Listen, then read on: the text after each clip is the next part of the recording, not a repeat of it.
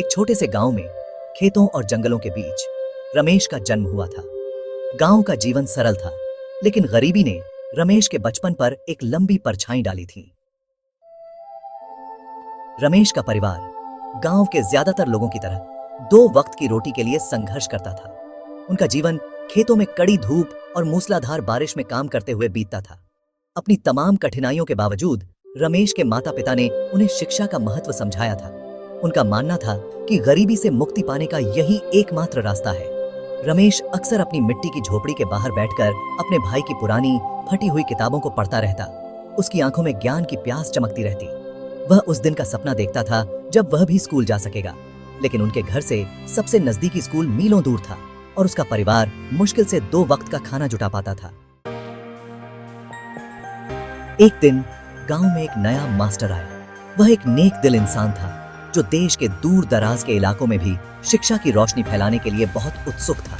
रमेश की पढ़ाई के प्रति ललक के बारे में सुनकर मास्टर उसके घर गया। उसने रमेश के माता पिता से बात की और उन्हें रमेश को अपने स्कूल भेजने के लिए मनाया। मास्टर ने रमेश को पढ़ाई में मदद करने का वादा किया और यहाँ तक कि उसके परिवार की मदद के लिए स्कूल में एक छोटी सी नौकरी भी देने की पेशकश की। खुशी और आभार से भरे रमेश के माता पिता मान गए। आखिरकार उनका सपना सच होने जा रहा था। अगले दिन रमेश मीलों पैदल चला। उसका दिल उत्साह और घबराहट से भरा हुआ था। स्कूल में अपना पहला दिन बिताने के लिए वह बहुत तेज सीखने वाला था। एक स्पंज की तरह ज्ञान को सोख लेता था। उसने अपनी पढ़ाई में, खास तौर पर विज्ञान में, बहुत अच्छा प्रदर्शन किया। हालांकि रमेश की प्रगति से सभी खुश नहीं थे। कुछ ग्रामीण अपने ही पूर्वाग्रहों और संकीर्ण मानसिकता से अंधे होकर उसकी आकांक्षाओं का मजाक उड़ाते थे।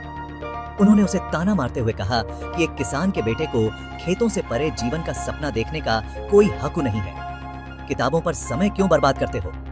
तुम अपने पिता की तरह जमीन जोतना सीखो तो बेहतर है। वे उपहास करते थे, लेकिन रमेश ने हिम्मत नहीं हारी। उसने अपने सपनों को थामे रखा, उनकी नकारात्मकता को और भी अधिक मेहनत करने के लिए ईंधन के रूप में इस्तेमाल किया। एक दिन उसके विज्ञान के मास्टर ने एक प्रोजेक्ट की घोषणा की। छात्रों को एक वैज्ञानिक सिद्धांत का प्रदर्शन करते हुए एक वर्किंग मॉडल बनाने का काम सौंपा गया था। रमेश उत्साहित था। उसने इसे न केवल ग्रामीणों के लिए बल्कि खुद के लिए भी अपनी क्षमताओं को साबित करने के अवसर के रूप में देखा। रमेश ने सिंचाई के सिद्धांतों का प्रदर्शन करते हुए एक मॉडल बनाने का फैसला किया। वह जानता था कि यह उसके गांव के लिए बहुत जरूरी है, जो अक्सर सूखे का सामना करता था। उसने जटिल प्रणालियों को समझने की कोशिश में अपनी किताबों को पढ़ डाला, लेकिन उसके पास एक कार्यात्मक मॉडल बनाने के लिए संसाधनों की कमी थी। निराश होकर उसने अपने साइंस मास्टर को आपबीती बताई। मास्टर ने रमेश की क्षमता को पहचानते हुए उसकी मदद करने का फैसला किया। उसने रमेश को कुछ बुनियादी सामग्री प्रदान की और उसका मार्गदर्शन किया। उसे रचनात्मक रूप से सोचने के लिए प्रोत्साहित किया। रमेश ने अपने प्रोजेक्ट पर काम करते हुए दिन बिताए, यहाँ तक कि रातें भी बिताई। उसने बांस की छड़ियों, मिट्टी के बर्तनों और साइकिल के पुराने पुर्जों का इस्तेमाल किया और चतुराई से उन्हें एक वर्किंग मॉडल में ढाल दिया। अंत में विज्ञान प्रदर्शनी का दिन आ गया। रमेश ने अपना मॉडल प्रस्तुत किया। घबराहट से जजों को इसके काम करने के तरीके के बारे में बताया। उसका मॉडल हालांकि दिखने में साधारण था, लेकिन कौशल और व्यावहारिकता का एक अद्भुत नमूना था। जज वैज्ञानिक सिद्धांतों की उनकी समझ और सीमित संसाधनों से इतनी उपयोगी वस्तु बनाने की उनकी क्षमता से प्रभावित थे। रमेश ने पहला पुरस्कार जीता। जिन ग्रामीणों ने कभी उसका मजाक उड़ाया था, अब वे उसे प्रशंसा और सम्मान से देख रहे थे। रमेश ने साबित कर दिया था कि कड़ी मेहनत, समर्पण और ज्ञान की प्यास से एक छोटे से गांव का एक लड़का भी महान काम कर सकता है। रमेश की कहानी शिक्षा की शक्ति और मानवीय इच्छा शक्ति की अदम्य भावना का प्रमाण है। यह हमें याद दिलाती है कि जब हमें अपने जुनून को आगे बढ़ाने का साहस और विपरीत परिस्थितियों से उबरने की क्षमता हो